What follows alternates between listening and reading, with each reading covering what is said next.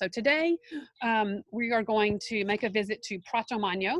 But first, a couple people are still signing in.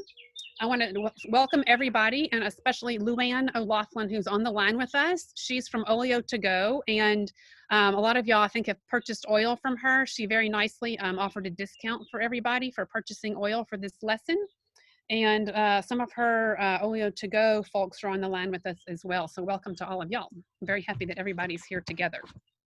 So we're going to start with, see, I need to pin my, I'm going to share my screen with you. Hang on a second, I have to get it back. So we're going to talk about, let's see, hang on 2 seconds. Advanced Giusto Lorenzo portion.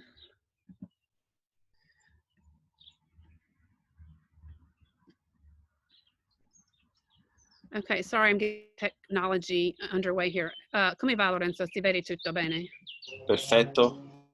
Okay, so this is where we're going to go visit today. We're going to go to an area called Pratomagno, which is in Tuscany. You can see that on the right. It's midway between Florence and Arezzo, and Pratomagno is a mountain. Magno means mountain, and it's the highest point in this area. It's 5,225 feet above sea level. So we're going to visit the top of the mountain and then a series of little villages here on the sides, the slope of the mountain and in the foothills. We're going to see Loricefena, which is and always has been the kind of the county seat of this area. And we're going to visit Gropina, Sagona, Poggio di Loro, and Rocca Ricciarda. And then we're going to really concentrate on olive oil production process and tasting. But first, I want to give you a kind of a view of this area, which is heavily covered with olive groves. So olives are a very big factor in agricultural production in this area. So there's Pratomagno.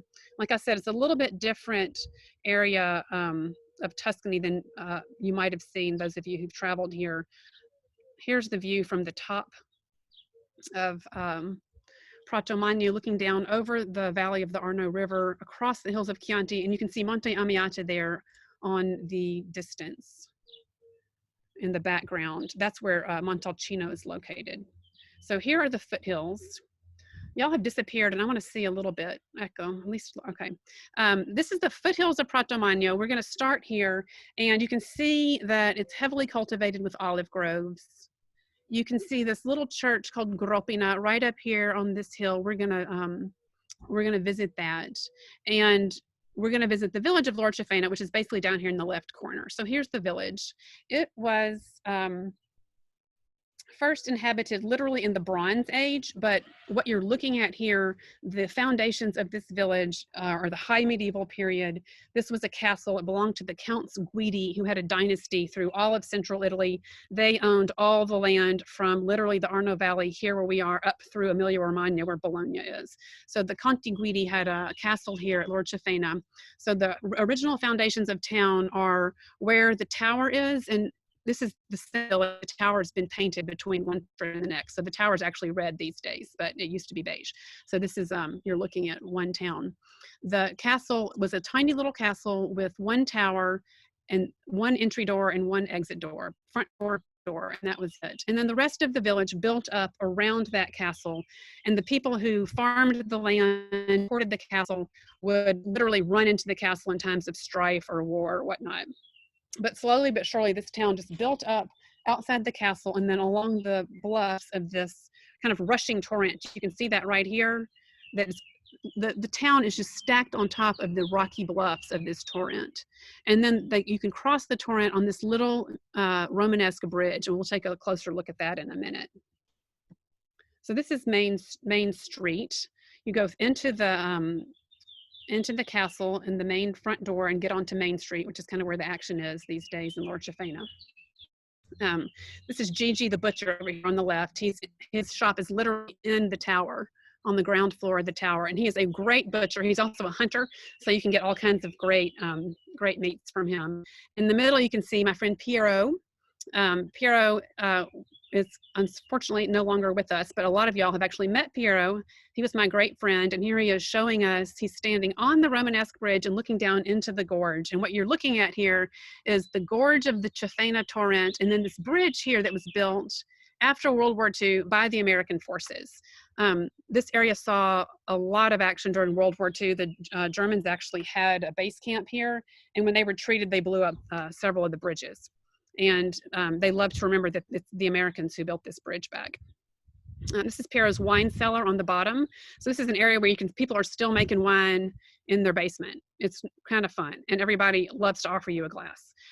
It's great. And then on the right, you can see one of my friends who's taken a look at the 13th century shop windows. These kind of things are pretty common down here in Arezzo as well. You can still see stuff like this. This architecture has persisted and is still in use. Here's more of the kind of goings on about town. The hardware store, Enzo in front of his hardware store with his flag out for solidarity. And then in the middle, there's Piro Spediti. He is a blacksmith, and he is sitting underneath an eagle that his great-grandfather crafted. So these are blacksmiths. The whole family for generations has been blacksmiths, but they did artistic work, not so much, they weren't making plowshares necessarily. They were doing things like furniture and gates and doors and things like this eagle. So that's a very fun visit as well. And then here's the back door of the castle, which you can see right on top of somebody's. That's Piro's porcini mushroom hall. So let's walk down and see the bridge. So here is this Romanesque bridge. This was built so that you could get into the city, obviously, but it's actually an extension of a trade route. So I'm going to go back to this photograph. So here's the Church of Gropina, which is our next stop. But follow my cursor around the bottom of this hill, past the Villa of Colombaia, and then see the road that comes around here. This was an Etruscan footpath, trade route. It went up into town and went right over the bridge. So this was a footpath that the Etruscans laid out. It went from Rome to Fiesole. It was paved by the Romans and called the Cassia Vetus. And it was later rechristened the Road of the Sette Ponte, because there are actually 7 Romanesque bridges that this road passes over. It was a trade route, and it was the road that Christianity took. That's how Christianity spread from Rome north. When you brought goods over this road, you had to pay tolls at every stop. So coming into Lord Chafena or out of Lord Chafena, you had to pay a toll at that little blue building, which obviously someone's living in, their laundry's hanging out there, but this was underneath the arch is the toll booth. So that's where you would pay a toll for, if you were the miller and you were moving grain or flour around, you had to stop here and pay your toll. And you knew where you were because there are 2 coats of arms here. One is the Conte Guidi, which is just dissolved with time. And the other is the halfway dissolved coat of arms of the village of Lord Chafena. So this has been here since the 11th century. All right, here is a little walk. So from the bridge, you go into this lovely piazza, and the piazza then, from the piazza, you can take this scalaccia, they call it, this kind of steep stairway, which goes into, there's a secret passageway that goes from the piazza through the walls of town and up onto Main Street. And so I think a lot of y'all probably recognize these lovely ladies who are coming down the staircase. They've been on Main Street and they're coming down to the bridge. I did a little video. I'm not good with videos and my video won't play. Lorenzo, aiuto. Che succede di lei? Questo è un video, ma non si fa vedere. Da qui non penso. E ci clicchi Io sopra? non sapevo. Sto cliccando sopra. Okay, never mind video. I was going to take y'all over the bridge and up through the passageway, but y'all can see right here that there's this passageway that literally pops right back out on Main Street. So when y'all come visit, I'll take you there in person. So from the bridge, you can either go up this way to Main Street or back this way and you end up at the mill. This is one of the oldest mills in Tuscany. The structure you're looking at is 11th century, or the foundations are 11th century. It's been, I'm sure, added onto and renovated several times. This is a water-powered mill. There's a mill pond up here at the top where the miller channels water from the river, and then he's able to open a chute and the water rushes down and turns the paddle wheels that you can see there in the arch. And then that turns the millstones, which are on this level with the single window. And what he's mostly milling in there is chestnuts. This area, the olives are hardy up into about 600 meters above sea level. And then above that, it's hardwood forest with lots and lots of chestnuts. And the people here credit their lives with this because in times of famine, strife, war, depression, they always had something to eat because they could go and harvest chestnuts. And what they ate chestnuts, as we eat chestnuts, they also turned them into flour. And to do that, the chestnuts are dried. This is a smokehouse. So the chestnuts are up on the upper level. There's kind of a grate, and then a fire is built, a slow fire is built and kept going for 2 months on the floor to just dry the chestnuts out into these hard, almost like little rocks, at which point they are taken to Beppe the miller, who's going to turn them into flour for you. So here's Beppe. He's been milling for decades. And he basically inherited this mill from his wife's family. And he still says, I'm not a miller, I just married the miller's daughter. Like, he won't actually claim the profession, but he's a miller. So when he's not milling, he's always busy. And today, the day I went to take his picture, he was making brooms just to have something to do. But he's usually busy milling, and he doesn't mill wheat anymore because people mostly just go to the bakery for their bread. They don't have to have bread on hand to make flour on hand to make bread. But he mills corn into it's not really polenta because they don't eat it. It's turned into chicken feed, and that's called farina di gran turco. That's what they call corn, Turkish grain. And then he makes farina di castagne, or farina dolce, he calls it. And that's the brown flour that you can see here that he makes from the chestnuts. So that's kind of a fun visit too. And it's really great to cook with the chestnut flour. We might, in one of our next sessions, we'll make some chestnut flour recipes. All right, let's go see the Church of Gropina. Gropina is that little town that I've showed you a couple times right above Lord Chafena. It's a tiny hamlet with maybe 3 or 4 families and this beautiful, beautiful church. The name of the town is Gropina, and that is a sign that the Etruscans were the first to settle here. Etruscan place names exist still. They are a giveaway in that they have the accent on the first syllable. Italian uses the accent on the next to last syllable. So Gropina is an Etruscan place name, as is Sagona, and that's where we're going to end our little mountain tour. I'm using photos from this guy called Alessandro Ferrini. He's a photographer who lives in Talla on the mountain, and he got into these churches and had good lighting. So that's why I decided to use his pictures. Mine are all kind of grainy. So this structure that you're looking at is an 11th century church. It's the fourth that we know of that was on this site. So you're on top of the hill above that trade route. The first structure we're aware of is a Roman house, and we have found objects up there that definitely point to that being a Roman residence. After that, there was an early Christian church built on that spot in the 500s AD. 400 years after that, the church was rebuilt by the Longobards. So after the Roman Empire fell, the Goths and Huns, like Attila the Hun, they moved into this area, and they're the ones who built the church that was in the 9th century, the church that was built in the 9th century. And we're going to see their art. That's why I'm pointing this out. In the 11th century, the church was renovated. It was made much bigger. They incorporated the watchtower, which is now the bell tower of the church. That watchtower was placed there to lie on that trade route down below on the Natchez Trace, the Etruscan footpath via Clodia.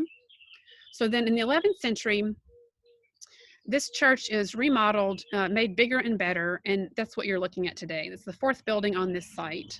And the people who built it used a lot of spolia, which is stuff that was lying around. So there's been so much going on here on this site. There's all sorts of worked stones laying around, and they figured, well, we're going to just use those. That's very common. So on the facade of the church, right here above the oculus, is a little Roman head, which is kind of enigmatic. It's just sitting up there.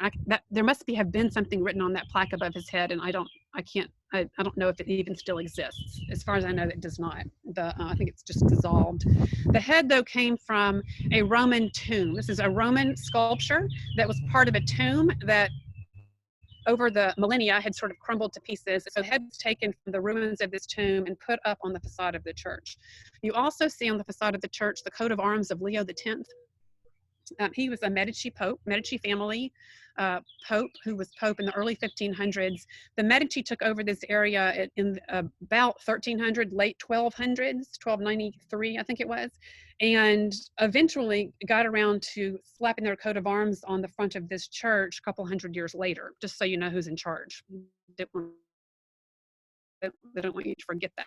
So here's the interior of the church, and you can see they have reused these amazing Roman monolithic columns that just march beautifully down to the apse.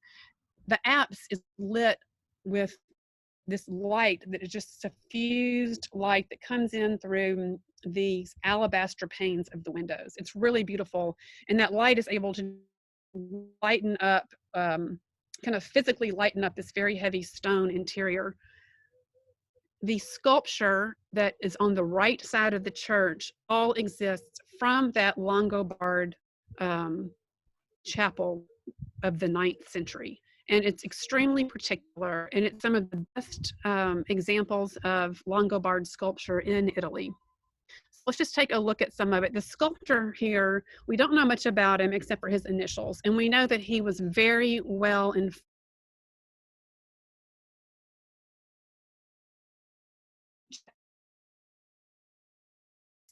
Medieval texts, kind of riffed on some ancient imagram that he designed for this church. So he's making references to pain and chivalry. Here he's got the cava spina. This is a man who is bending down. He's broken and he's hard to see. But if you can see what it is, it's a man on a horse, and he's bending down to take a thorn out of his foot. That is an ancient image that was on display in Rome during the medieval period. And the sculptor had clearly seen that. He's also showing images of chivalry and peace. So the idea is leave behind the pagan gods, join Christianity, and find everlasting life through Christ. Here is an image of a symbol of everlasting life. It's the grapevine with some little bunches of grapes hanging. Remember, look at these little swirls. The grapevine, he's got these little sort of, we'll see those someplace else later. Take a look at this pilaster here on the bottom row of the slide.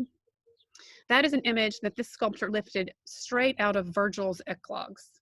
So Virgil is a Roman writer, and he used this imagery.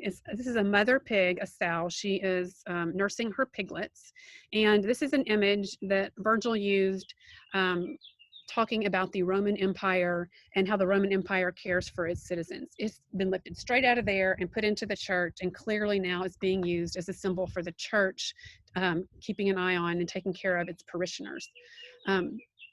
The little head down here was found in some archaeological digs underneath the church, and this is Longobard. So this is one of these Huns. So that's their very particular hairstyle. They have those bangs combed down straight to their eyebrows. Very particular.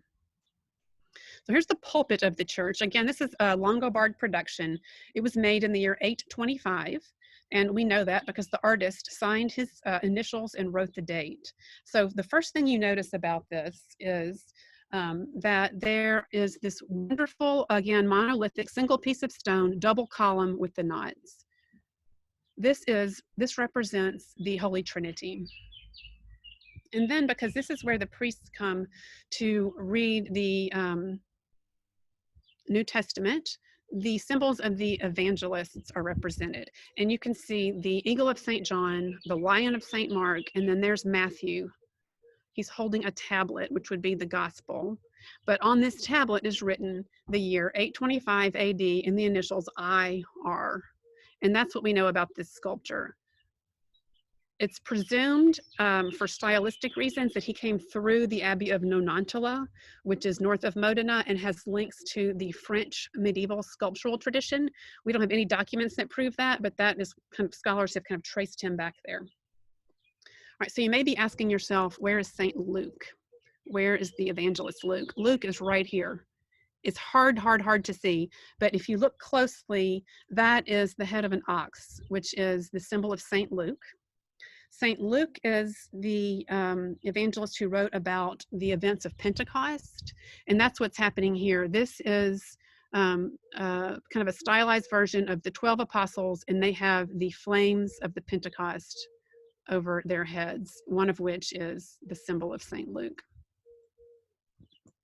So there's a lot going on in here. The church is a beautiful visit, inside and out, really. Here's the back of the church. You can see that the 11th century structure was built into the pre-existing, and that lovely double knotted column is repeated in the back of this blind arcade at the apse. So if you put back to the apse of the church and look down the hill, you see the hillsides covered with olive groves, and there's that trade route at the bottom, and then a very fertile valley down below. If you turn around and walk up, you very quickly get into scenery like this. Very, very mountainous. All the way up the top, one of the highest settlements here is this village you see on the right. We're at 4,000 feet above sea level. This is a town called La Rocca Ricciarda, or just called La Rocca. A rocca was a strong point, or a kind of a fortified castle, and there was one on top of this humongous boulder right here. The town itself is said to have been settled by deserters from the army of Hannibal. Hannibal's the Carthaginian general who marched his army with the elephants up over the Straits of Gibraltar, through Spain, and came down to sack Rome in 210 BC, Second Punic Wars. He passed right through here, and apparently some of his troops had it and deserted, and they founded this little village. So it's fun to explore. It's everything chestnuts up here. It's at the top of a really great hike, and this man, Giorgio, who you see on the right, he and his wife cook. They have a great little restaurant. They also make really good fried porcini mushrooms and things like wild boar pasta. Fun, fun, fun visit. And then this is exploring the town, and you can take a moment to rest after your hike and contemplate the valley down below. You can see how high up you are here. Walking back down the mountain, there's several of these little villages. All of the paths are the old strade vicinale that connected all of these villages. So there are regular roads today, but the original pedestrian paths are maintained like hiking paths. So here's a town called Poggio di Loro, which was a little castle. You can see on the slide on the left, the very elaborate entry door to the castle. And it's all these tight little winding lanes. They all have their own little Romanesque church. And it's fun to pop into these places and just get a little blast of culture. They had this lovely altarpiece painted in the International Gothic style by the Bicci family workshop of Florence. Those guys pumped this stuff out, and a lot of these little altarpieces are out here in these nice little country churches out in the provinces. Another little bit of culture in Poggio di Loro is their communal bread oven. It's more typical for every house to have its own bread oven, but these guys have a communal bread oven. So when Beppe is kind of in charge of the fire these days, he's the guy you see in the center, kind of out of focus with his plums. Beppe lights the fire, and then everybody in town gets prepared, and some people make a roast, and some people make schiacciata.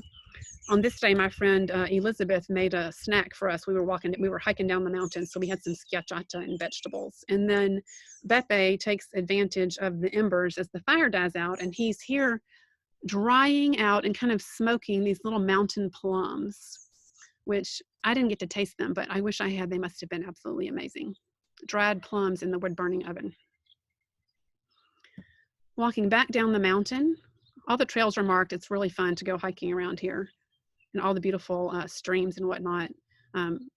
We get to Sagona. Sagona is a small farm located at a point where two of these streams come together, and it's a really, really special place. There was a Roman temple here that was dedicated alle acque, to the waters, and you can just hear the waters rushing. There's also a tiny little chapel here, it must have been sort of late 1400s, late 15th century, early 16th century, dedicated to Saint Lucy. And she is venerated as the patron saint of vision and light. So on this place where there's a Roman temple to the waters, and they're venerating the saint of vision and light, is this little tiny farm called Sagona.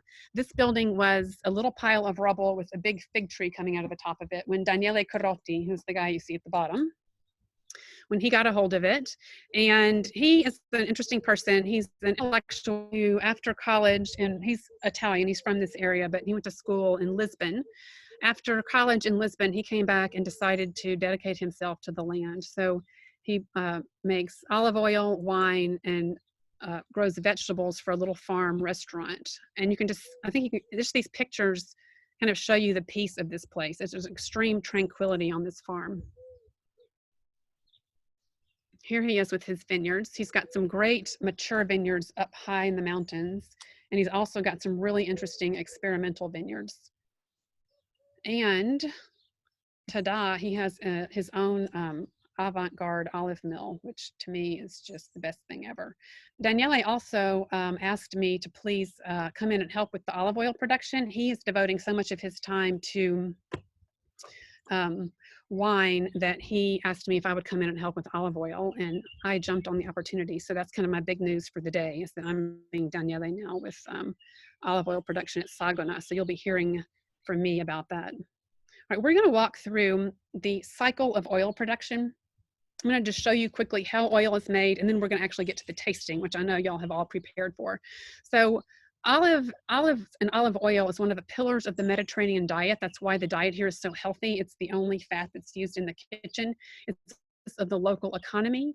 It is imbued with sacred symbolism and has been forever. Think of the olive branch, for example. The ancient Romans and Greeks, for that matter, they classified their olive oil. They used the best stuff as votive offerings for the gods, and they used the worst stuff for their oil lamps, because olive oil was also light. It was their source of light. So what could be a more important cultivation? It provides food, wealth, and light, and is worthy of respect, is the point there. So here is we're going to start the production of olive oil here, the olive oil production chain, with pruning.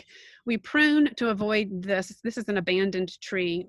We're really looking for, we're trying to help the make nice, juicy fruit full of olive oil. So it's pruned in this way. So there's lots of air and light. They say that a bird could fly through the middle of the tree. So these are some really nicely pruned olive trees. This happens in winter, and then in April or May, the trees bud out. And this year, I've never seen anything like it. Each one of these buds will turn into a flower, and it's a possible olive. I've took so many pictures, I just couldn't even believe it. I've never seen an olive tree with that many buds on it. They flowered last week. They set fruit immediately. And so here you can already see the little baby olives, which are the size of grains of pepper. They will mature over the next couple months until October, when they just start to mature. So at the moment when they just start to turn from green to dark purple, they just start to ripen. It's called the inviatura. That's the moment when the olives have the highest quantity of oil and the highest quantity of antioxidants. So it's the antioxidants that are contained on the inside of the olive that give oil flavor, health benefit, and also a shelf life, which is important because oil obviously is a fat, and it's going to go, it's going to oxidize and eventually go rancid. So our goal is to avoid that, and that's why it's important to have a quite high quantity of antioxidants.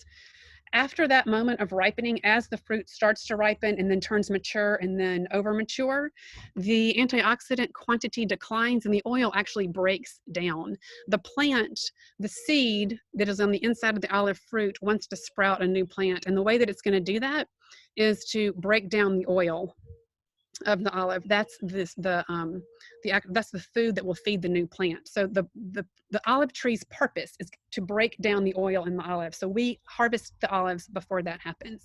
Here's how we harvest. Nets are spread under the trees. We try to be as careful as possible with picking the olives, mostly hand-picked. There's an electronic picker you can see on the lower right of this slide. That if you manage it well, you can, in fact, speed this process up a little bit. The whole process here is extremely labor-intensive and very costly for a relatively low yield. So we're doing our best to make very good, high quality extra virgin olive oil. So taking care of the fruit is step number one. If you bruise the olive or break the skin of the olive, you're going to get oxidation on the inside of the olive. The oil molecules will oxidize and produce bad flavors and start to eat up the antioxidants before you even get the oil out of the olive. You'll also cause fermentation to start. The sugars and waters that exist on the interior of the olive, in the pulp of the fruit, if they come into contact with each other and then feel just the smallest amount of heat, they'll start to ferment. And that will give, again, bad flavors to the olive oil, flavors like kind of like wine or vinegar. Once that happens, you cannot turn backwards. So we can to make sure that we bring nice, healthy fruit to the mill.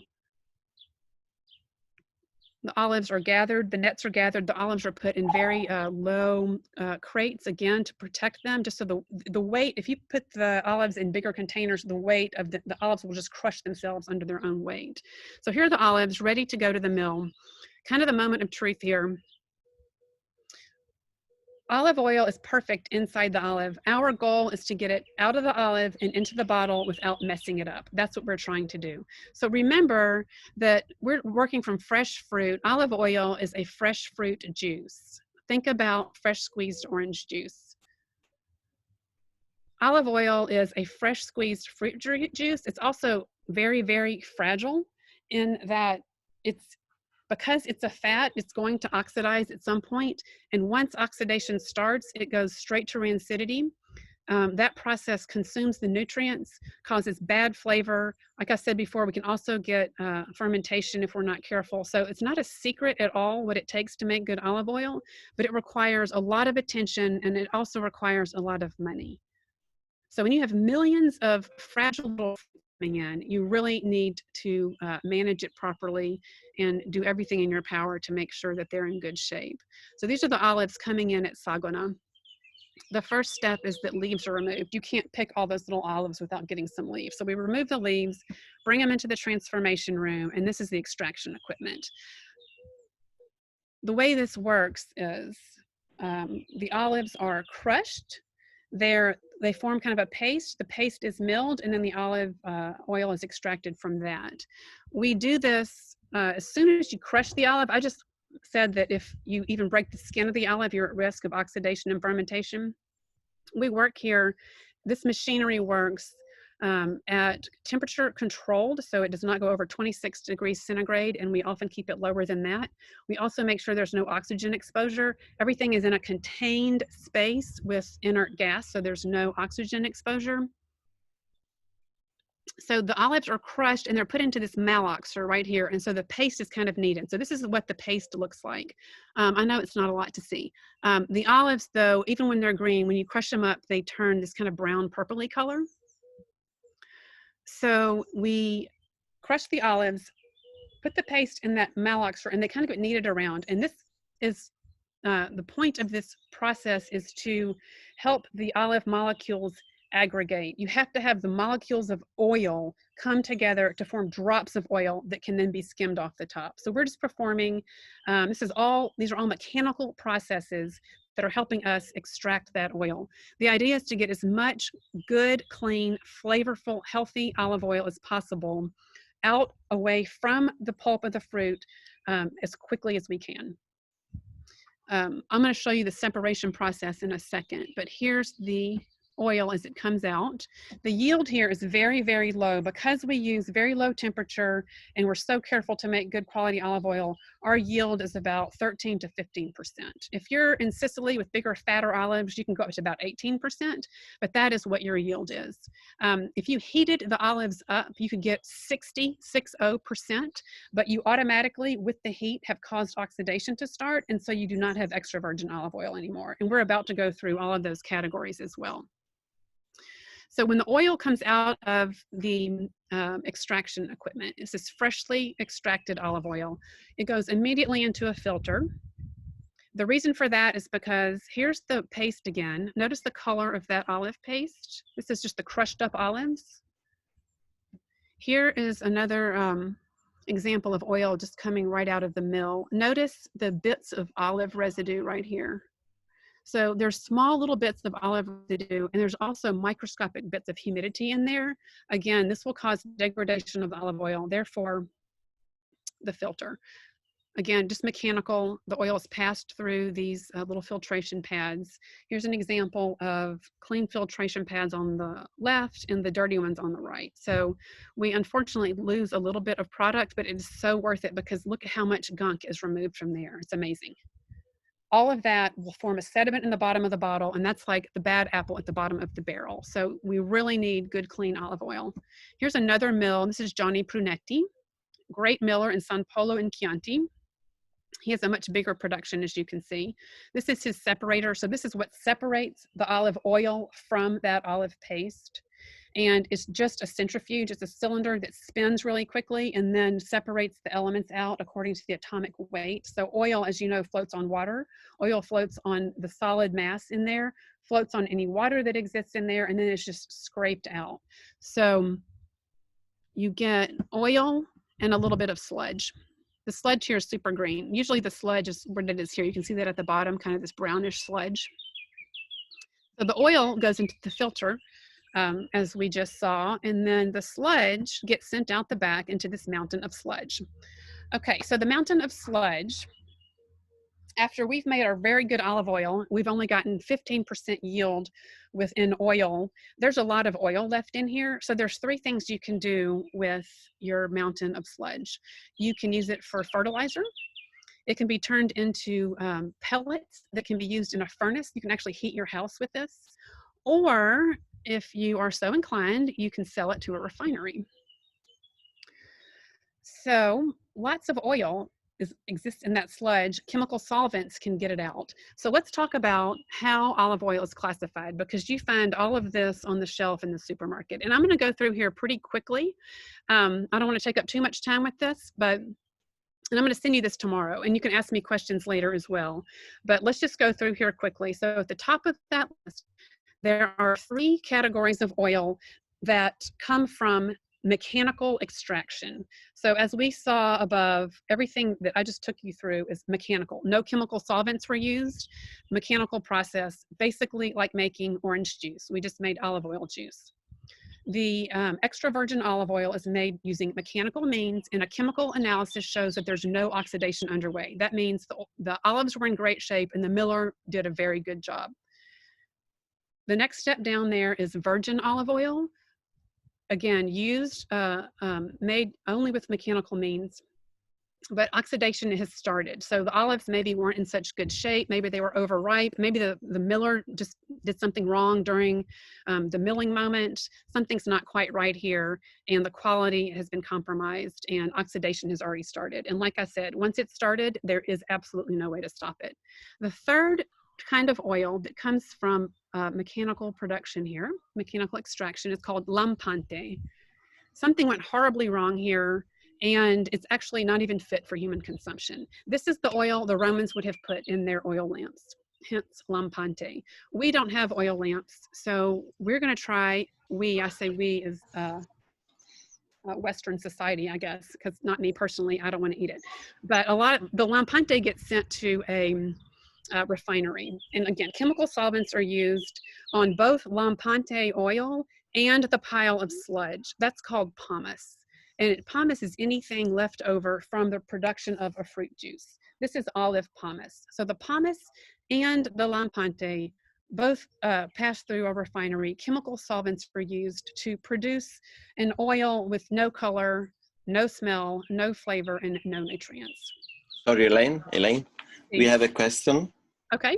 Someone asked, at this point, the oil is exposed to oxygen. It looks like. How does that affect the oil? If you see in the production? Yeah, when you have the... This happens very, very quickly, and the oil is immediately taken into the filtration unit, and then it immediately goes into a storage container, which is, I have somewhere a storage container here, stored here. So there is a quick passage where there is some oxygen exposure, but it's very, very fast. And this is brand new oil with the highest quantity of antioxidants possible. The better made the oil is, the more it can stand up to any sort of outside pressure that it gets, whether it be a tiny bit of oxygen exposure or even maybe a little bit of sunlight on the loading dock. So the better the oil is to start with, the longer it will last. So super good, super fresh, extra virgin olive oil. The moment of oxygen exposure from when it comes out of the separator before it goes into the filtration is not hurting it. And then it immediately goes into these tanks, stainless steel tanks, temperature controlled space, and there is nitrogen gas, or I think they use argon. There's an inert gas on the top of every tank, so there's 0 oxygen exposure. So I'm not worried about this little moment of oxygen exposure. All right, back to Thank you. That was a very good question. All right, back to how we find these things on the market and how do we go shopping for olive oil. The oils appear on the market. We're talking about this part of this slide. Extra virgin olive oil is extra virgin olive oil and will be sold that way. Virgin olive oil, you don't really see that on the market because it is most often blended with lampante, refined lampante, and sansa, which is pomace oil. So the stuff that came out of the refinery where they use the chemical solvents, that oil that came out and is a neutral vegetable oil with no flavor, smell, nutrients, nothing, they add a little bit of virgin olive oil back to that. They're trying to give it some flavor, but they're using oxidized oil in order to give flavor to something that was totally neutral. And that is sold on the market as olive oil and light olive oil. You also find on the market pure pomace oil with no virgin olive oil added to it. And there's a series of labels here. My favorite being olive sansa oil with sansa in really teensy letters to make you think it's olive oil when it's not really olive oil. The point here is that there are 8 different mentioned on here. There's extra virgin, virgin, olive oil, light, sansa, pomace. The only thing that has anything to do with the orange juice that you see in the upper right is the extra virgin, and everything else has something to do with the sludge. So, or at least the pomace, or at least the refined lampante. So when you're shopping in the store, if you're like me, just go for the extra virgin. Okay, so that makes that easy. That's not the end of the story, however. And you can't necessarily believe everything you read. Again, I'm going to send you this tomorrow or later today, but I'll just run through some of these points quickly. When you're buying olive oil, you need to look for an oil that was made by a person on a farm. Somebody like Piro, who you see on the right, Daniele, or Johnny, who you saw up above. You want to make sure that it was made by somebody like that who has some integrity for what they're doing. You don't find that out on the front label, you find that out on the back label. So read the back label and you'll get some personal information about these people. One thing on a back label that you do not want to see is blending of oils from various countries. Every country in the Mediterranean basin makes really good olive oil, but there are boatloads, literally ocean tankers of low quality olive oil coming from these various countries that are going to Spain and Italy, and they're being blended and then bottled and shipped out to North America. So avoid that. DOP and IGP are very good designations of quality, but not everybody can afford the manpower or the money to get those certifications. So the best way to buy olive oil is know the person who sells and sources your oil, and then learn how to taste, which is what we're about to do. And then here's some indications about storing olive oil. Unopened, dark, cool place like you saw in those big containers that I just showed you. These ones. In your house, store it unopened in a dark, cool place. And then when you start to use it because the oxygen exposure in the bottle is going to eventually erode. Eating olive oil, I eat it on everything. I cook everything with it. I bake everything with it. I use it raw as a dressing, as a finish. The only thing you might not be able to use it for is some French pastries. Michelle, our French pastry chef who's on the line, might want to experiment and get back to us on that. It's also fun to have a lot of different oils on hand for food matches, and we're about to go try that. We're gonna go in the house and taste some olive oil. And then here's all the things with the health benefits. And I think y'all know that olive oil is considered super, super healthy. So I'm not gonna go through there, but y'all can read those later. So let's talk about tasting. I'm gonna go ahead and go inside, and then we can pour our first olive oil and talk about tasting oil, and then we'll taste our Tuscan olive oil. So we're going to pass through the kitchen.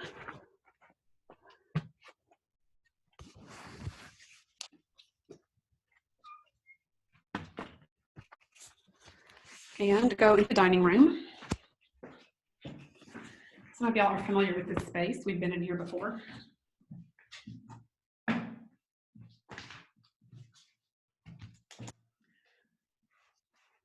Lorenzo, come back, io non vedo niente. Ok, vai bene. Grazie. Right, let's just pour our first olive oil. The Poi, Tuscan oil. Elaine, devi levare la condivisione dello schermo? No, ancora no. Vorrei che loro fanno questo prima, poi lo levo. Ok. Vi vedono abbastanza? Dipende da come hanno messo lo schermo. Allora, I have just poured the first little bit of olive oil. Just poured this much oil into your cup, if you can see that. I can't really see what I'm doing here, but and then warm it up in your hand. Just hold it in your hand and put your hand on top. Which olive oil, please? Oh, Tuscan. Thank you. Thanks, Michelle. Tuscan olive oil. We should all have a Tuscan oil, a Sicilian oil, and a grocery store oil. Let's start with the Tuscan oil. So when you're tasting olive oil, remember that in your mouth, you can determine bitter, acid, salty, sweet, and umami. And the flavors that you perceive are all coming from your olfactory sense. So your nose is very important here. The first thing we're going to do is smell the olive oil, and we're going to look for perfumes from nature. I should have said perfumes from even agriculture, grass, fruits, vegetables, nuts, herbs. That's what we're going to look for. We do not want olive oil that smells moldy, rancid, vinegary, winey, mechanical. Those are flavors that would tell you something is wrong with the olive oil. Those are smells, aromas that would tell you something is wrong with the olive oil, even before you put it in your mouth. Elaine, scusa, è meglio se per ora levi lo schermo e poi lo rimetti semmai dopo, perché qualcuno non ti vede. Ho capito. Allora finisco qua e poi I'm gonna finish going through this really quickly, and then I'll show you what I'm doing with the olive oil, and we can all taste together. In your mouth, y'all just read through here with me, and then remember when we're tasting together. So in your mouth, the oil should feel thick and viscous, but not greasy at all. And you should notice some spiciness and some bitterness. Spiciness comes from the quantity of antioxidants. They are spicy. Bitterness is present in olive oil, and especially present in Italian olive oil, also Italian wines, and also Italian vegetables. There's a high quantity of magnesium in the soil here, so bitterness is present. It is a good quality, and the bitterness will balance out with the spiciness in olive oil, and both of those things will really mellow out on food. So we'll see that in a moment. When you look at olive oil, it should be very thick, not runny. It should be anywhere from pale green to pale gold, and not orange. Okay, no orange. And you really don't want any sediment. We just talked about that. Okay, I'm going to stop sharing my screen. Okay, so can y'all all see me? I've poured a little glass of Tuscan olive oil, just this tiny little amount, and I'm keeping it in my hand, and I'm kind of warming it up. Okay, so once it gets to be room temperature, this kind of releases some of the aroma so we can actually smell something. Just have a smell of your Tuscan olive oil.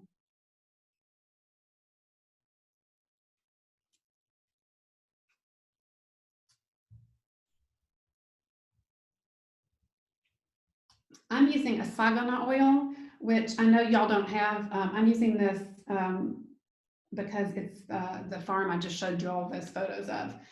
We don't have any more 2018 oil left. We sold all of it. We had an extremely small harvest.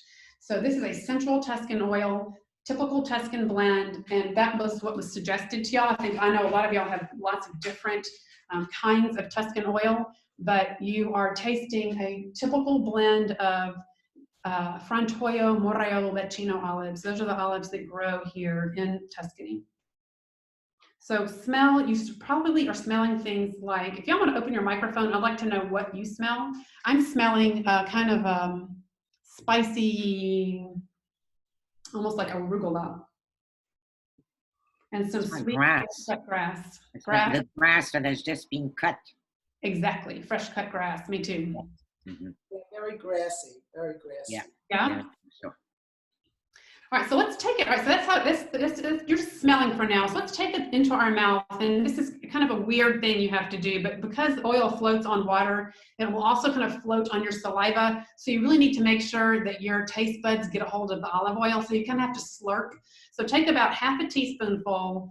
Think about the consistency in your mouth. Think about spiciness and bitterness. And then when you swallow the olive oil, half a teaspoon, it's not that much, swallow the olive oil. And then you're going to get a whole set of retro-nasal olfactory sensations, okay? So you're going to get a lot more perfume. You have some perfume here, and you're going to get it again after you swallow the oil.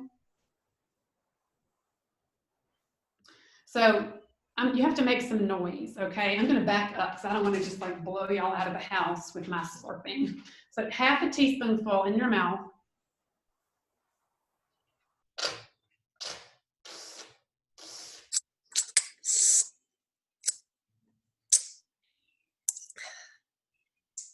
Luann, which one are you tasting? I have the Fonte di Fogliano 1979, and I'm getting a lot of burn. I'm getting a lot of burn from Sagona. We had to pick really early last year. Mm-hmm.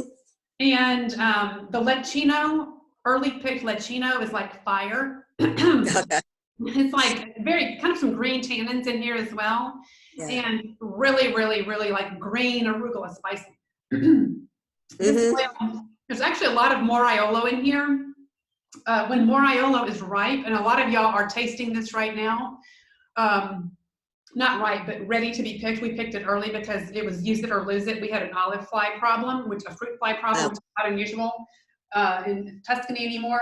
But if Moraiolo is brought to the right stage of ripeness, you'll taste a very low, kind of a low, deep black pepper type of a flavor, as opposed to what I'm using here, which is a real like spicy green arugula type flavor. So do any of y'all have that experience? I think some of y'all have some Tuscan oil where you're probably getting that kind of more of a low black pepper kind of a flavor. Yeah, here. We definitely have the burn. They got some burn. And this is also the first olive oil that you've tasted, and that we may come back to this in a minute because the first olive oil is kind of tough. All right, have a sip of water. Go ahead and pour your second olive oil. Use this one. Sicilian olive oil. We're doing the, I had recommended a Tonda Iblea olive, single cultivar if y'all were able to find that. So let's just start to warm that up. So the flavors of olive oil come from, they depend a lot on olive varieties, which are different as you move around the Mediterranean basin.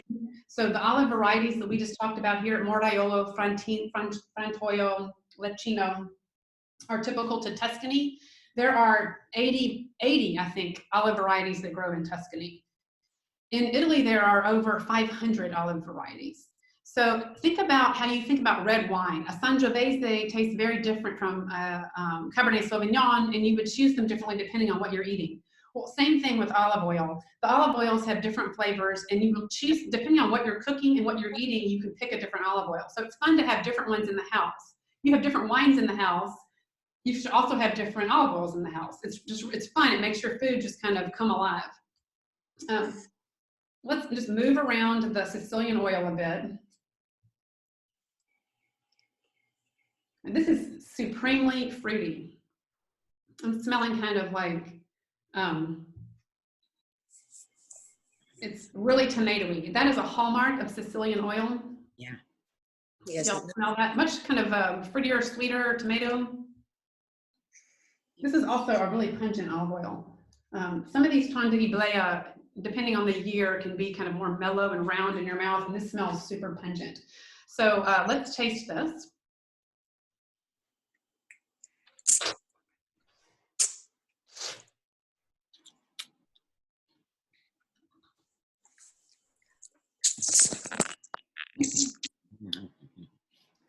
Long, slow burn coming on here. It's a little bit farther down in your throat. The one I did, the Tuscan oil I just tasted had a burn right about here. This one's right about here. But the aftertaste of this is, that's what I love about Tonda Iblea. It is so persistent, this beautiful round, it makes this round flavor in your mouth. And it's just Getting sort of those herbal notes that continue. Yeah. Yeah. Did anybody, what are y'all tasting for Sicilian oils? What did y'all taste in your Sicilian oil?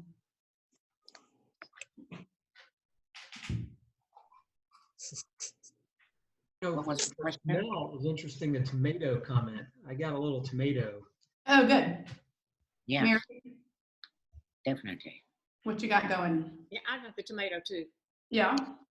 But also buttery. It is kind of buttery. That's what I mean about this. This Tonda Iblea is almost buttery. It's like so round in your mouth. It just has a really interesting kind of a body. And it's not greasy at all, but it's very viscous and does have that persistent, almost butteriness. Yeah. It stays on the palate. It's what? I feed it on my palate. Yes. It all around, yes. But in a good way. Oh yeah, yeah. Well, I love butters, you know, so. Of course. Yeah, this is for your third olive oil. This is an olive oil know that I've ever supermarket in Italy. And notice the color is a little bit odd. Can y'all see it? I didn't Also, get it. a humongous amount of sediment in Just the putting bottle. your grocery store oil in. That's what I'm tasting now. So Lorenzo said to me before, it's like, why don't you hide the label on this bottle? I don't want to hide. I mean, I used to put the grocery store olive oil in a paper sack, but I just think everybody has their own preferences for olive oil, and let's just taste it, okay? It's a little bit different. Let's see how I think it's different than the other two we just tasted. Let's just see what it's like. Let's go ahead and move this around, warm it up a little bit, and then let's have a taste. I have a quick question while we're tasting. What makes an olive oil very, very bitter? Well, bitterness is actually a characteristic of olive oil. It just exists in the olive that way. But Italian olive oil is especially bitter sometimes because of the soil content here. There's a lot of magnesium in the soil. Even Italian vegetables tend to be more bitter. A bitter vegetable will be more bitter in Italy, and the wines always have a little bit of a bitter component to them. And that's just because that's the way that's. I ordered some oils that I've been ordering for years. The batch I got was very bitter. Well, every year is different as well. Yeah, I think it's the soil then. It's the soil, but every year is also different. And maybe the miller had to do, like wine, every vintage is going to be different. That's kind of the beauty of nature. Some years they're going to be more bitter than other years. Okay. They're not ever going to be the exact same thing. So kind of, even if you don't like necessarily, if bitter's not your favorite flavor, you can find a way to use it on food that tastes good, and you can appreciate the fact that, well, this year this is what this olive oil tastes like. So in a way, you can just kind of deal with it. All right, I'm smelling the grocery store version, and I'm getting some kind of a vinegary smell, and kind of a like mechanical, like maybe you would use this on your sewing machine. And I'm gonna go ahead and taste some. Do y'all wanna taste with me? Do y'all all have a third bottle of oil? Some of y'all look like you only have nice olive oil on the table. This is a really very, very inexpensive olive oil. I don't think I paid $5 for an entire liter of this. Wow. And I mean, with olive oil, I think you kind of get what you pay for. And I'm gonna go ahead and be brave and taste it. Anybody wanna come along with me here?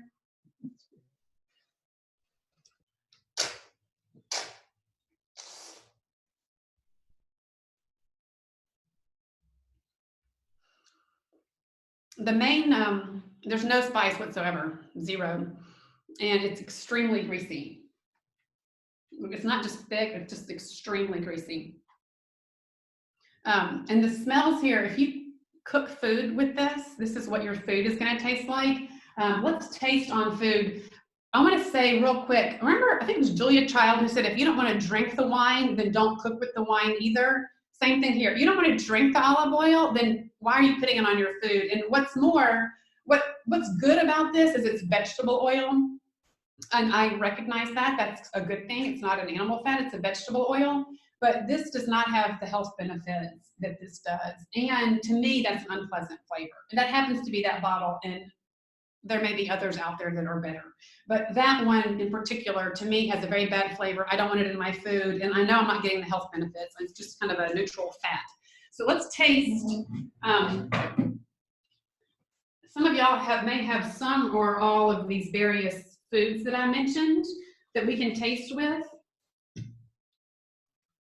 And we can taste for affinity, sweet on sweet, or for contrast, bitter on sweet. So here's three foods that tend to be either kind of milky sweet or sweet sweet. I've got tomatoes, I have a piece of mozzarella, and some broccoli, which to me is sweet. Some people find it bitter, but in any event, our contrast and compare will work. So start, don't have mozzarella. This is sort of the most delicate flavor. I'm going to start with mozzarella.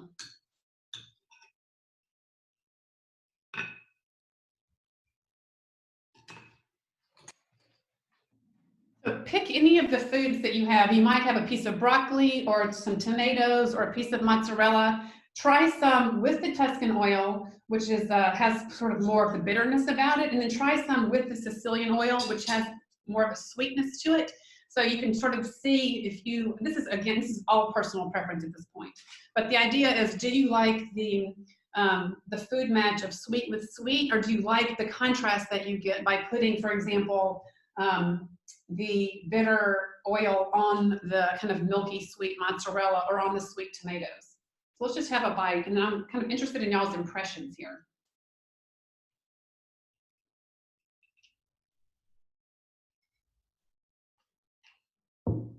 You can also just use it right out of your little cups.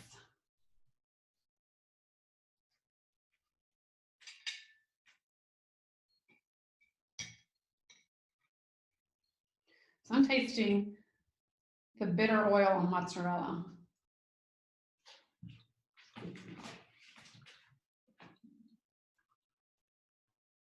And they set each other off so nicely. Another wonderful thing about olive oil on food is that olive oil really pumps up and enhances the flavor of food the way salt does. I use an oil of fresh olive oil as kind of a dressing. It really enhances the flavors just like salt. So give that a try. You know, maybe taste something before you put salt on it. Try it just with some olive oil and see how the flavors are really, really enhanced. Elaine, can we use ricotta with that? Yes, good plan. Yes. Yes, you'll get that will give you the same effect. Mm-hmm.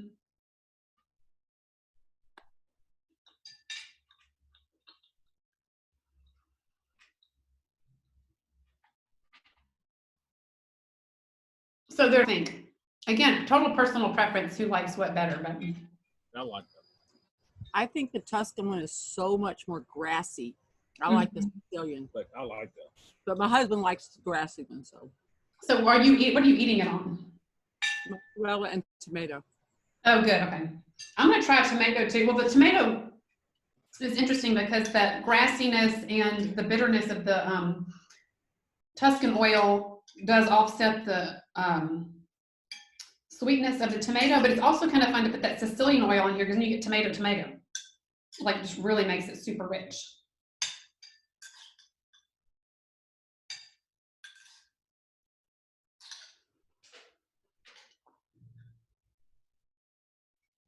I'm gonna go from here.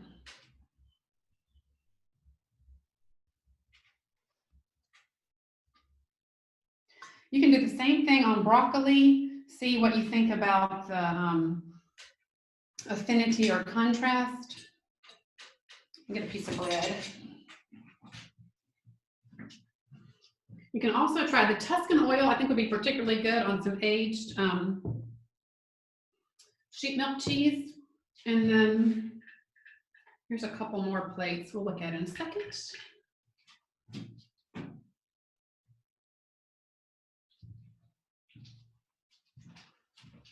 I like the Sicilian oil with the tomatoes. That's Like nice. it?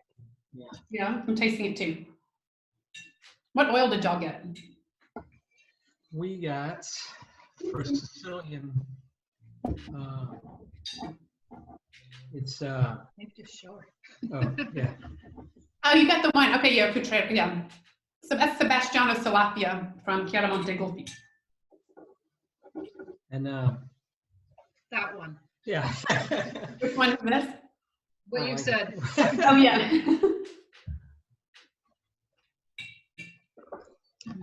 But I liked your arugula comment. You know, that was an interesting. Like when you said that, it kind of. Oh yeah, that's what I'm tasting.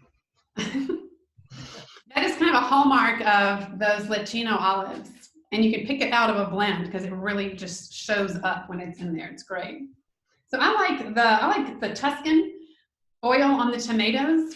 But I'm thinking, what if I had some sweet basil on here? I might actually prefer the Sicilian one. It might all just like harmonize, like all that sweetness together. So the Tuscan oil, so again, I mean, it's all personal preference here, but I think a lot about, like, you might use the sweeter oil on things like pesto or fish. Tuscan oil is really good on white beans. This is super typical. I keep forgetting, I'm going to use these. So Tuscan oil on the white beans with a little tiny bit of black pepper is just like the classic way to taste olive oil. Classic. The beans just somehow show that oil off really, really well. Elaine, Uh-huh. can you see our little spread here? You have it's a big spread. We have some focaccia here that Mike McCree made this morning. That's nice. That goes really good with the Tuscan oil. And Mark made some beans that are just terrific, white beans. We'll try them with some Tuscan oil and black pepper. And I'm trying I had black pepper, yeah, I had black pepper on the mozzarella. And then the tuna is. I'm getting some reverb here.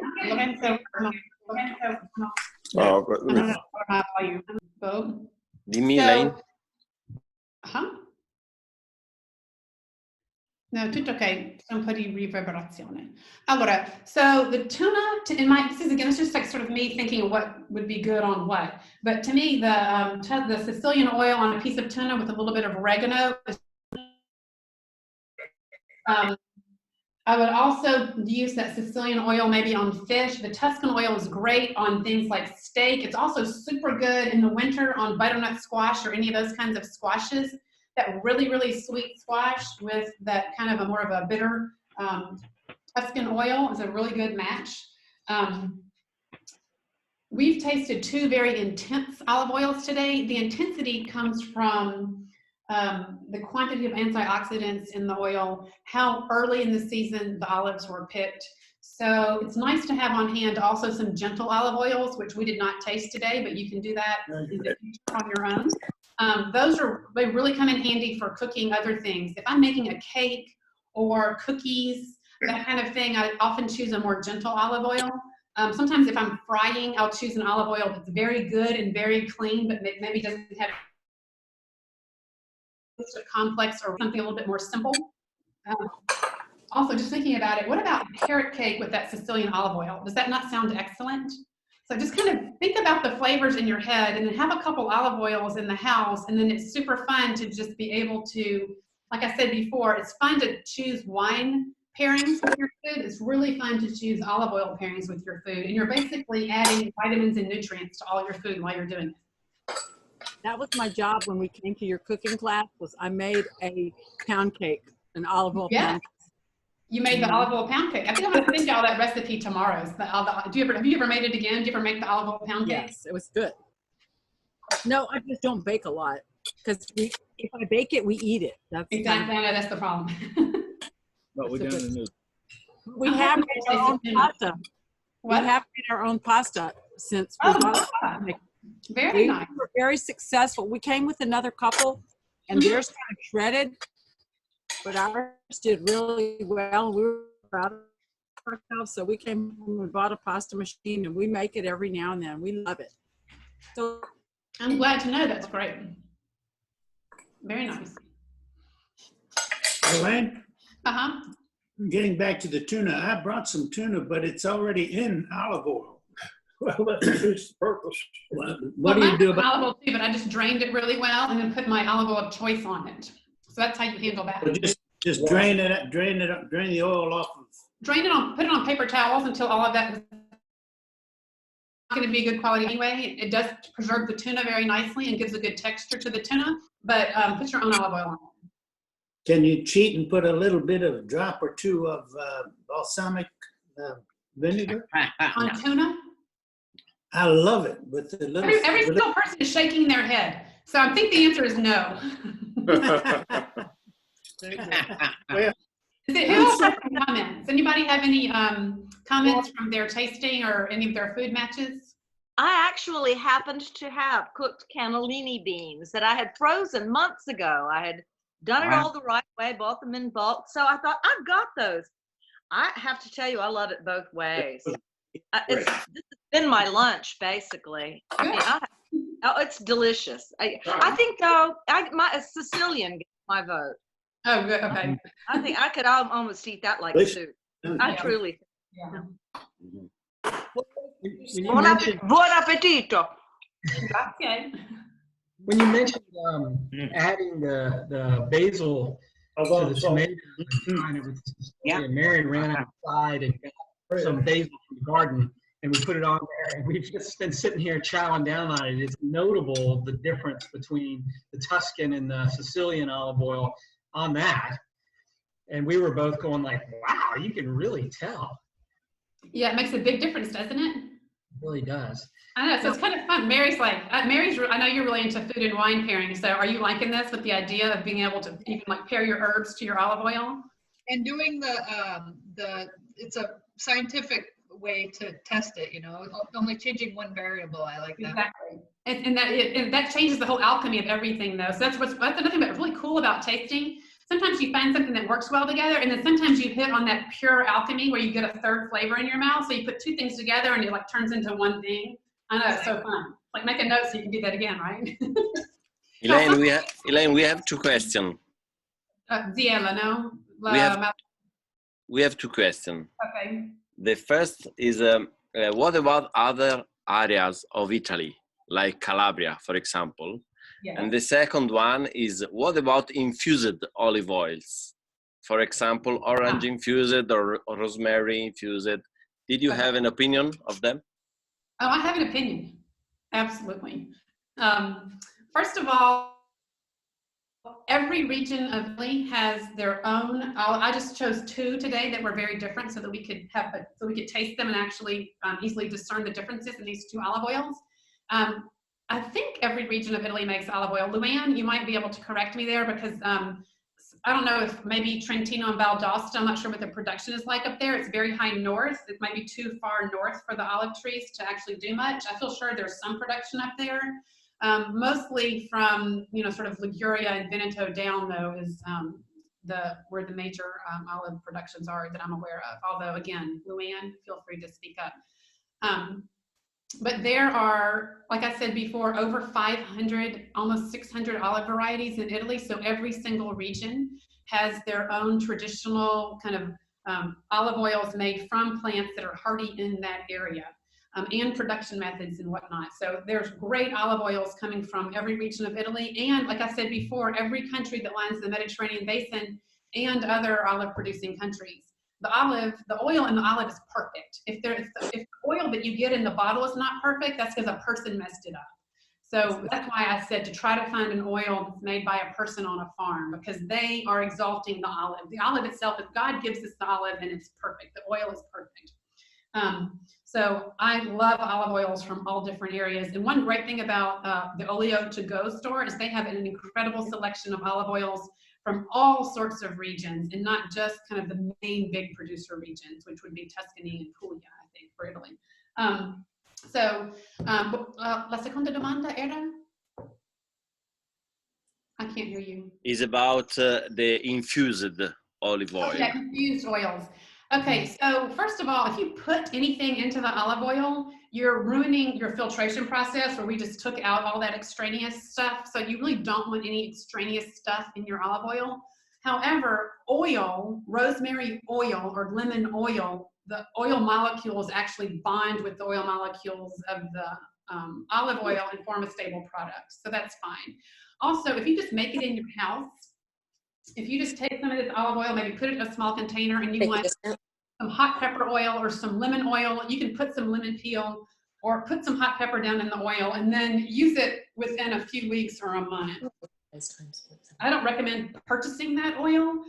Usually the oils that have things floating around in the bottle, generally they don't start with very good olive oil to start with, and that stuff's, by the time you get it home, there's stuff floating around that bottle for way too long, and the olive oil is not gonna, even if it were good to start with, it's not gonna be good by the time you get it. So I recommend either a very careful production where essential oils were obtained from whatever ingredient and then kind of bonded with the olive oil, or just make it yourself at home and then consume it quickly. So you make it. Asked, Well, you can make it yourself, and then it'll keep for a couple weeks. For a couple weeks. I'd give it a couple days to infuse, and then it'll be fine for a couple weeks. But if you think about the production chain before somebody's, bottle of rosemary oil gets to your supermarket, and then you finally go buy it, it's not gonna. And again, they probably didn't start with a very good oil. If you use some very good oil that is good, and then put your basil from the garden in there, whatever, you'll make very good, tasty oil.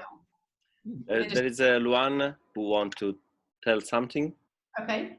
So back to when we were talking about the regions for olive oil, really the further north you go, the more rare it is to be able to find production. We have a little bit of oil coming from the north end of Lake Garda, so it does have a Trentino address.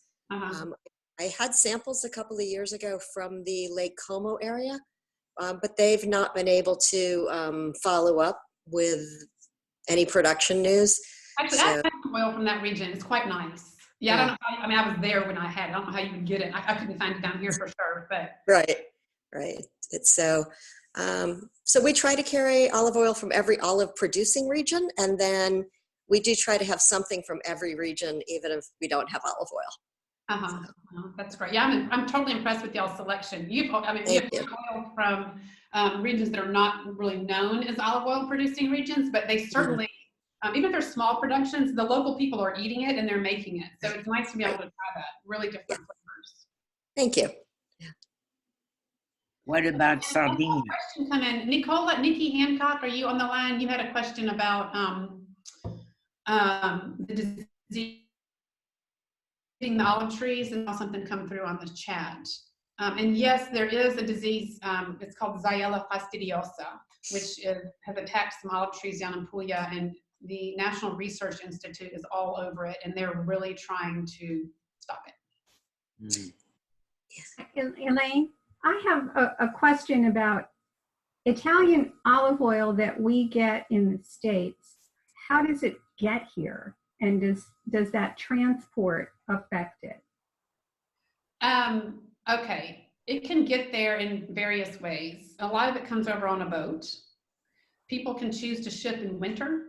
But I mean, in large containers, or is it already bottled? It will be bottled. I think that there is some that comes over in large containers. Again, Luann, you might want to respond to that question. Sure. We exclusively import in the size containers that we sell to the customers. Most often that's a half-liter bottle, and we tell people that when Giorgio or Filippo or whoever put the oil in the bottle, they're the person to take it out. We don't do any repackaging. We don't buy in bulk and then put it in smaller containers. People may have seen stores around the country in the U.S. that have, silver fusties lining the shelves. And in that case, that's typically coming in bulk and then getting broken down and shipped to those stores in smaller containers. We import right now in, occasionally 100 milliliter, 250, mostly 500 milliliters, a few 1 liters, and rarely some 3-liter tins and some 5-liter tins. We do bring it in by ocean freight. It's way too expensive to bring it in by air freight. Do you ever ship in winter, or do you just ship in all time? Or do you do climate control shipments? So we ship through the winter and into the spring, and then right now I have a shipment coming with a colleague who is bringing in a quantity for us on a temperature controlled shipment. So we don't like to import in the summer for that reason. So there are ways to deal with this, and if you think about it, milk travels all over the place, popsicles travel all over the place, and those things, they're not melting, and so there are ways to do this. It just starts to get expensive with overseas transport. So I love her answer that she tries to ship only in winter, or if it does come over in warmer weather, it's on a temperature controlled transport ship. Most of those transport ships are not temperature controlled, and that's definitely a huge cost. I know. And again, the better the oil is, the more it can stand up to sitting outside for a few hours if it's warm out. A super good oil with no sign of oxidation, it can handle that. It's strong, it's naturally strong, it can take it. A weak oil is just going to get that much weaker in a very short period of time. Right. That's really based on both cultivar and the milling, as you said, but often some cultivars really do last better than other cultivars. Mm-hmm. And that's probably, I would presume, natural antioxidant content, which varies between cultivars. So, well, thank you. Any more questions? No, no one.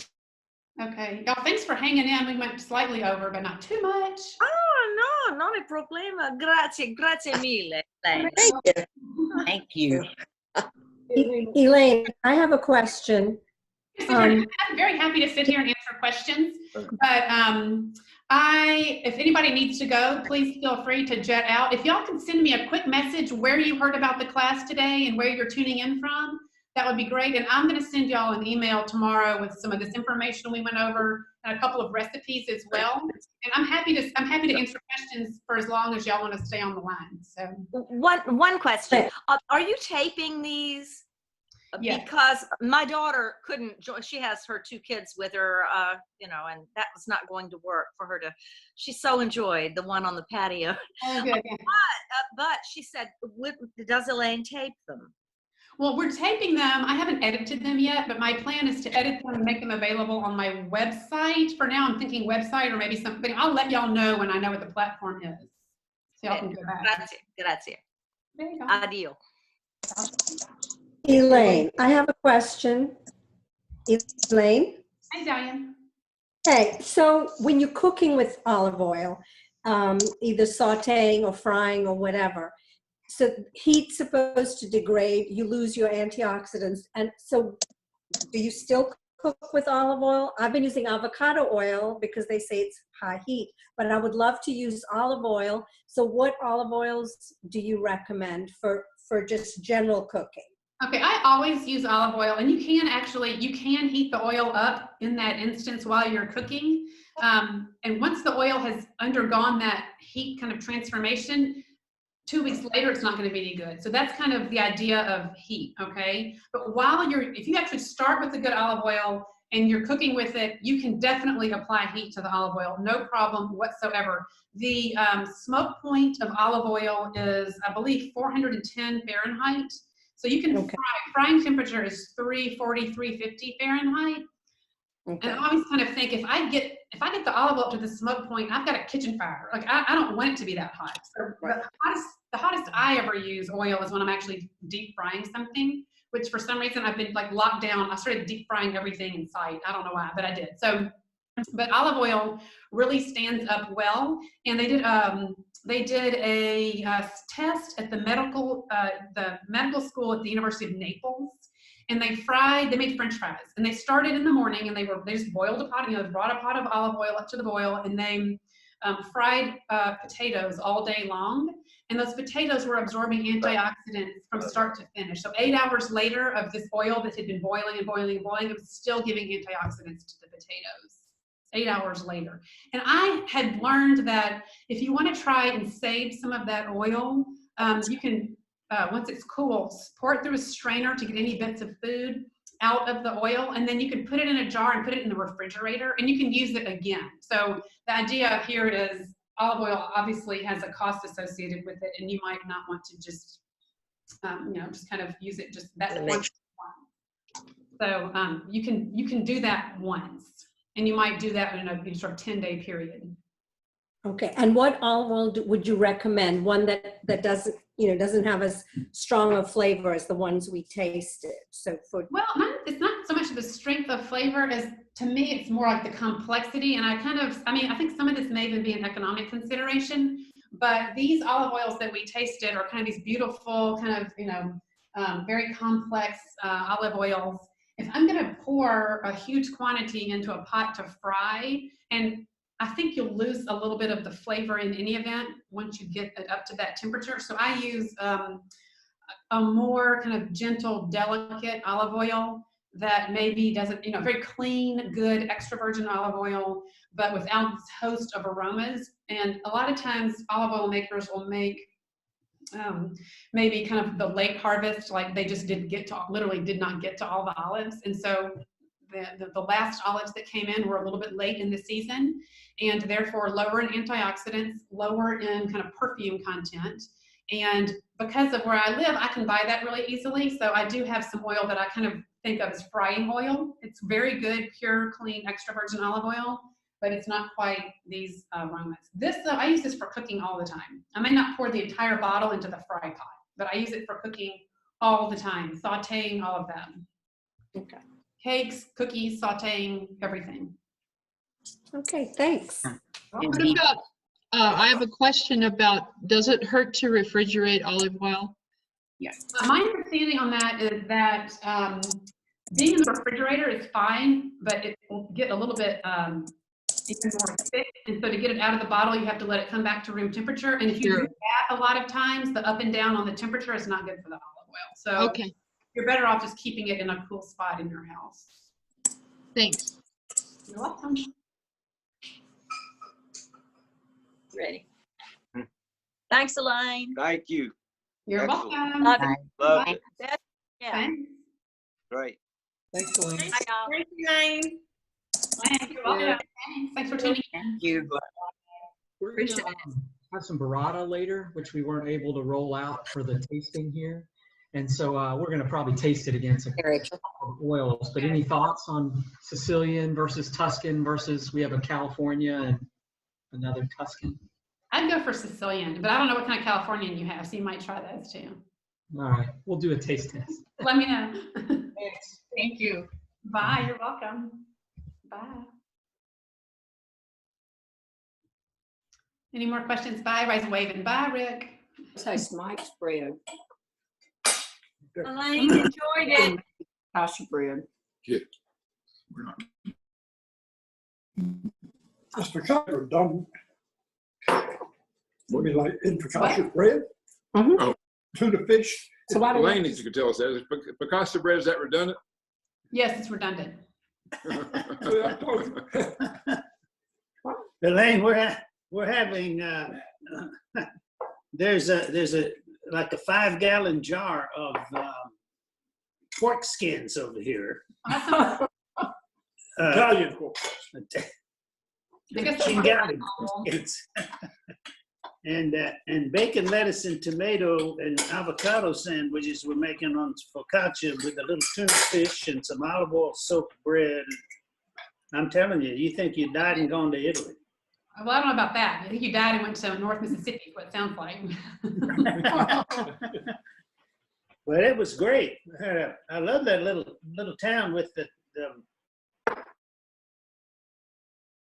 column that does outside of the church and also on the pulpit. Yeah, in Gropina. Yeah, represents the Holy Spirit, Father, Son, Holy Ghost. What did you call that column? It's monolithic. It's one single piece of stone. It was carved out of a single piece of stone. Well, I understand that's monolithic, but I thought you had a name for that. No, so I see it was referring to the architect or the. I don't think I did. I just said it was a double column with a knot. I don't think it had a name. I don't. Yeah. I thought I misunderstood you. Yeah, that's a beautiful stuff. Ooh. It's really. I know. I'm sorry. I tried to cram a lot of information into a short period of time, but it's kind of hard to get everything in, and I really wanted everybody to see that because it's such a big. No, it was great. Well, you talk fast enough to get it all in. There was an architect or an architect style. I thought there was an artist or an architect style you referred to, a local beginning with an L. Longobard. Lombard. Longobard. That's what it was. Longobard. That's the they're northern Europeans, Huns and Goths. Okay. Yeah, like Attila the Hun. Remember Attila the Hun came in and sacked Rome? I remember the Roman road. There is a Roman road at Gropina. There is. Right behind the church at Gropina is an offshoot of the Via Cassia Vetus that goes down. Mm-hmm. Up in the mountain. Yeah, up in the mountain. Yeah. So beautiful, romantic. David probably, I just read about it. Well, y'all can all come visit. Yes. I will. Tourist around when we get over there.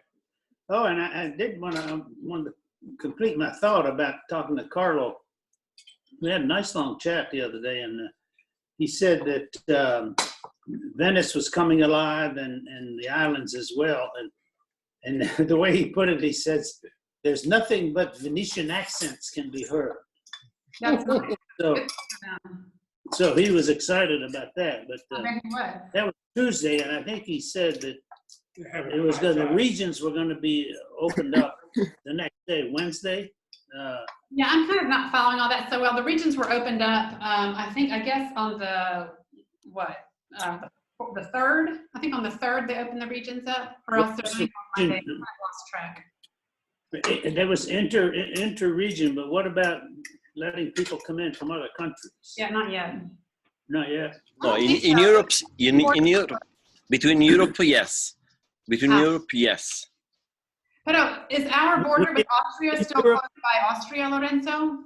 There's some borders. It depends from the single nation. Like Austria have stopped some border, but normally in Europe you can broad away. So, but only between Europe state. Okay. Yeah. Huh. Okay. Well, I hope it's up soon. It looked like up in the Milan area that things were getting better. Not much, no. They have 480 new cases yesterday. Whoa. Well, the rest of Italy had 80 new cases, and Milan had 420. Maybe that's the number, 420, 80.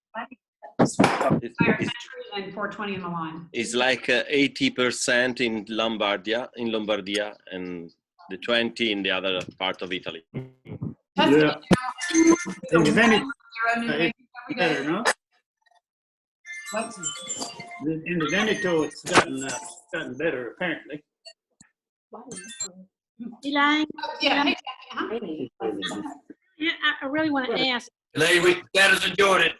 Forward. How old is she? Yeah, okay, Jackie, go ahead. Shopping for I've really learned a lot about the olive oil. I've always buy the extra virgin olive oil, and that's what I cook with. And I don't always have a great place to go. I go to Memphis, Trader Joe's, and I've been getting the Trader Joe's because it's so easy to pour, and I use it so much. But then I looked at the back of the label, and it comes from Italy, Spain, Greece. So it's one of those. Yeah, so that means it's probably not a really good oil. Well, to me, that's kind of a clue.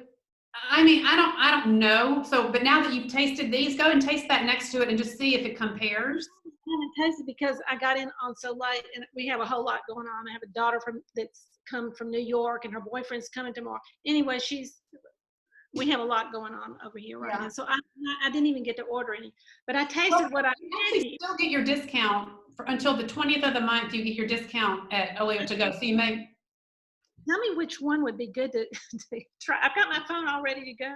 Well, why don't you just get one of the ones we just tasted? So I'm going to include that information in the email I send tomorrow. So you can order one of those Tuscan ones that I mentioned, or the Sicilian one that we tasted. And she's got an excellent selection. I had already kind of combed through there for two that I wanted to use today. So those are the two that I had picked out. I actually picked out 3 or 4 Sicilian ones and then 4 or 5 Tuscan ones. So I'll send that again tomorrow in an email. You're on the list, right? You're on my email list, I think. Yeah, I am. Okay, good. All right, so I'll send that to you tomorrow, and you can kind of see which one you like. And which one do you use that you bake with more? Okay, I tend to use a more delicate oil for baking. It depends. If I'm making brownies, I go ahead and use the Tuscan oil because that goes really well. It sets off the chocolate. I mean, it literally is like you put a couple little sprinkles of salt in your cookie dough or brownie batter. This does the same thing. And then I'll use a more delicate oil. Some of those oils from like Liguria or the Garda oil or up in Veneto that are on the Oleo to Go site will likely be much more delicate. And so if you're making sort of a more delicate kind of a cake or cookies that don't have any chocolate in them, you might use one of those. Although these are still, they're fine. I think y'all noticed when you eat them with food, the oils really, really mellow out. So this oil that makes you cough, you're not gonna get that spiciness when you take a bite of pound cake. It just doesn't work that way. It really mellows out. Right. This was wonderful. Thank you so much for doing this. You are welcome. I'm glad that you enjoyed it. Thanks for telling me. You said you're going to do this in 2 weeks again? I think I'm gonna do it again in 2 weeks. Yeah, I haven't decided what I'm gonna talk about yet or what recipe I'm gonna make, but I'm mulling it over. So Good, we'll, good, good. Put me back on the list. okay, good. I will. Great. Thank you so much. Thank you very much. Thanks. The Thanks. tour was great too. Tour was What? wonderful.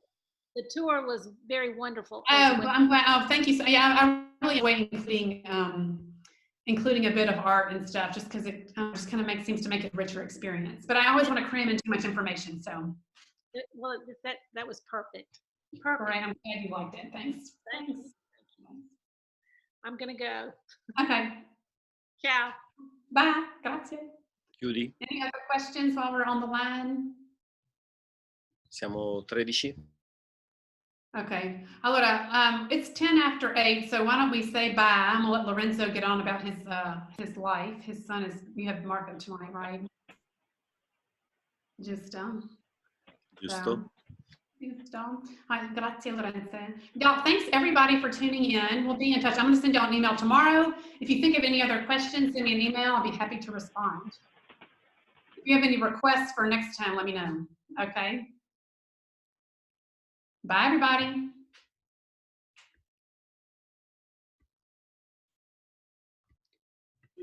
Buon appetito. Bye. Bye, everybody. Enjoy.